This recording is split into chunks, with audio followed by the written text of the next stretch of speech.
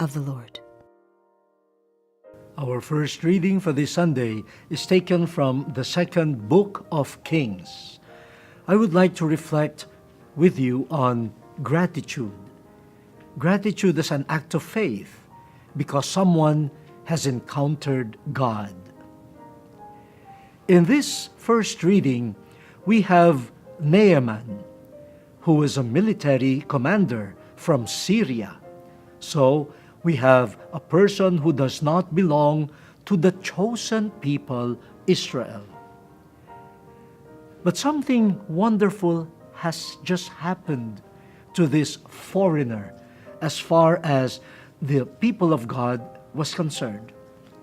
He experienced healing from the dreadful disease of leprosy. And this healing came through the word of the prophet Elisha. Elisha was able to convince Naaman to dip himself into the river Jordan. At first, Naaman felt insulted. Why don't we have better rivers in Syria? But then, through a humble maidservant, Naaman was able to think twice and eventually obeyed the word of Elisha. And the miracle happened. Now, after experiencing this cure from leprosy, we marvel at the attitude of Naaman. Other people, after getting what they had originally wanted, and in this case, a cure from leprosy, then they would just say, mission accomplished. I am now cured. I can go back home. And they will go home. Why? They have already gained what they had originally intended to get for that trip. And he has every reason to go back home to Syria because his purpose is already met. He is healed. But Naaman, with his retinue, went back to Elisha. What's the purpose of this extra trip? The purpose is to tell Elisha that they have come to recognize the God of Israel as the only God. And because of that, Naaman wanted to give a gift to Elisha as a sign of gratitude, of recognition. But Elisha refused to receive any gift. When Naaman realized that this man of God, this prophet, will not get anything in return, he asked for earth from this holy land. And he promised he will not offer any sacrifice or holocaust to other gods. He now just believes in the God of Israel. So we see here the dynamics of gratitude. Naaman did not focus only on the gift. Experiencing the gift of healing, he recognized the giver, God. And for him, that is more important. That is worth the trip back to Elisha. To recognize, to give recognition to the one who has given the gift. Naaman reached the conviction that the cure came from someone, the God of Israel. And so he moved from just getting an object. And in this case, the object was cure. No, not just the object. He encountered a person, the powerful God, who deserves not only gratitude, but also adoration and worship. That is gratitude. when you move from the gift to the giver. And what a marvelous thing. Someone outside of the people Israel, a Syrian, saw God, encountered God in an event of healing.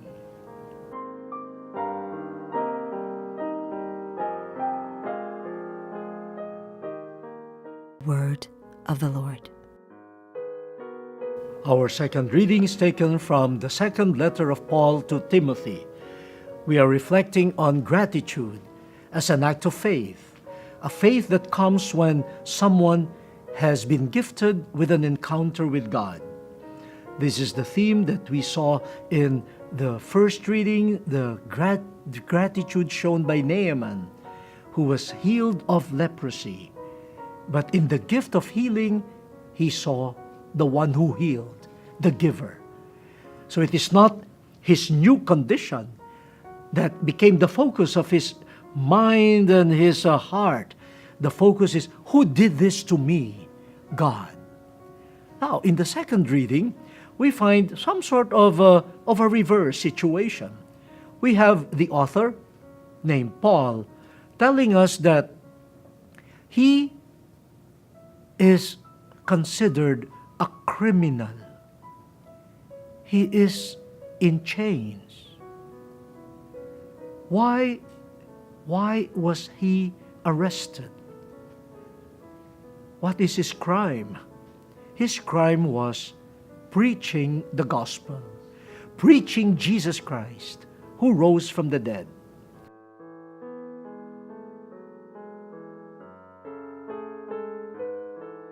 Now, persecution, imprisonment, these things are not considered gifts.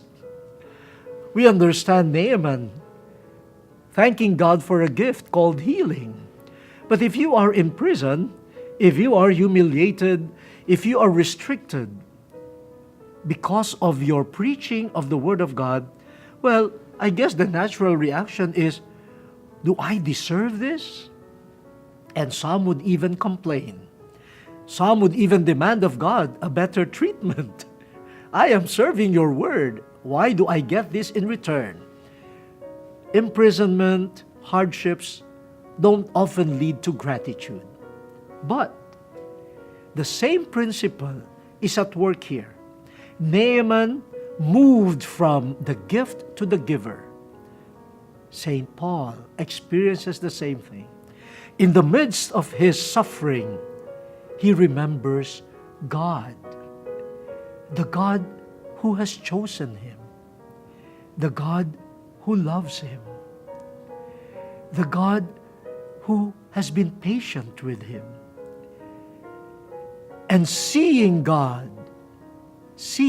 in his life, he is now able to bear with any hardship, not only as an act of offering of thanksgiving to God, who has loved him first, who in Jesus has suffered for him, but also he bears these sufferings as an act of gratitude for those who are chosen by God in order to achieve salvation. So he will bear all sufferings for his brothers and sisters who need to hear the good news of salvation. And the advice that he gives to them, I think he also gives to himself. To live with Jesus, to stay with him, not to deny him, to be faithful to him at all cost. Whether it is in good time or in bad time, consider it a gift of Jesus to you, that he has loved you, that he has chosen you, that he has come to you through his word, offering you salvation.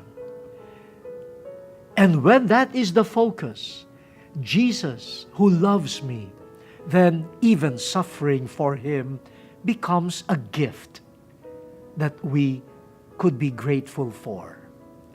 So you see, when we say gift, it is not just what we are getting or experiencing that matters, What really matters is the giver. And if the giver is God, then it may be healing or it may be trials, sufferings on account of the name of Jesus.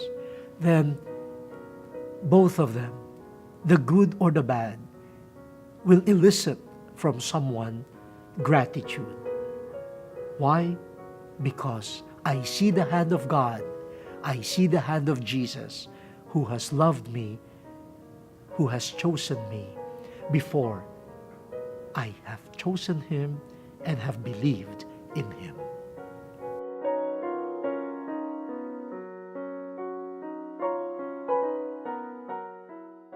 Gospel of the Lord. Our gospel passage for this Sunday is taken from the Gospel of St. Luke. We have been reflecting on the theme of gratitude as an act of faith. An act of faith generated by a living and loving encounter with God. We see this operating in the first two readings, in the experience of Naaman the Syrian, who was healed of his leprosy through the word of Elisha. And seeing his new condition, he saw the hand of God. And so he goes back to Elisha to promise that he will worship only the God of Israel. Then in the second reading, we find St. Paul thanking God even through a zealous missionary endeavor, even if it means persecution and imprisonment. Why? Because God has chosen him. God has loved him more than what he deserves. And so he can bear with any hardships, not only the toil of mission, but also the persecution and the shame that comes with imprisonment. Why? He sees the hand of God in his state in life. In the Gospel, we have this famous story of the encounter between Jesus and the 10 lepers. The people afflicted with leprosy were really ostracized. They were considered people on the margins. And that is not just figurative. That is geographical, physical. You should be there in the margins when you are afflicted with leprosy. Your social life really shrinks. You are not allowed to mingle with those without leprosy. And the sad thing is this: as though to complete your isolation, when you are afflicted with leprosy, when so-called healthy people are getting close to you, it is the obligation of a person with leprosy to shout, to warn the healthy people about their presence, warning them, depart. You should not come near us. Imagine, you become the instrument of your own isolation. Instead of you shouting and saying, "Oh, thank you, you are coming close to us," you have to warn them, "Depart from us. Save yourselves from us. You should not come near us." This is a complete marginalization. It's not just other people pushing you to the margins, to hiddenness, to non-recognition. You yourself must push people away from you. What a sorry situation people with leprosy find themselves in. I guess it is also significant that Jesus would meet these lepers at the borders of Samaria and Galilee. That's where people with leprosy were allowed to stay. Not in the center, but at the borders. At the borders. When they realized that Jesus was passing through, as was their custom, as was their habit, these 10 persons with leprosy shouted. Huh? That was their habit. That was a habitual behavior, to shout and tell people, get away. But they screamed something different. They shouted to Jesus, have pity on us. Have pity on us. And Jesus did something quite surprising for me. Jesus respected the distance between those with leprosy and himself. He did not approach physically these 10 people with leprosy. In fact, the gospel stressed that he kept his distance, and they kept their distance from him. So the physical distance remained, but the voice crossed the boundary. The pleading crossed the boundary. The prayer of supplication reached Jesus. And even without coming close to them physically, Jesus ordered them to go to the priests and present themselves. Jesus did not say, be healed, be cured. He just said, go to the priests and present yourselves. Now, if you are one of the 10 with leprosy, you would say, oh, how can we go to the priests? They will drive us away. Not even the priests, just the people whom we will encounter along the way. They will drive us back to the borders, to the margins, or we have to drive them away. But that is an implicit way by which Jesus was telling them, go. You can now go freely. You will be healed. And they did so. But 9 of them, presumably Jewish, after seeing that they were healed, said, okay, we can go on our way. Mission accomplished. We have been cured. Then we can now go with our life as usual. Normal lives. Back to the family, back to work. We are now healed. But one of them, a Samaritan, saw beyond the healing. And according to the gospel, he went back to Jesus, praising God. He saw the healer. He saw the giver of the gift. And he must just go back to this instrument, this agent of God's love and healing, to give thanks. And Jesus marveled at this one man. He says, 9 were healed. 9 were touched by God. But only one saw God. Only one truly experienced God. All of them were together in asking for mercy and pity. As one community with one voice, they shouted, have pity on us.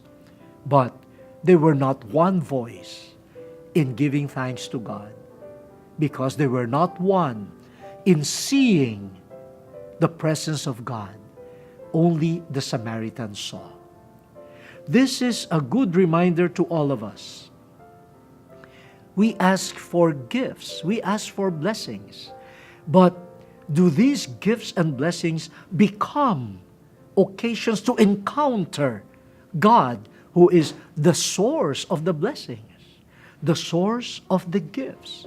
Or are our eyes and minds already, quite fascinated, enamored of the gift, and we forget the giver?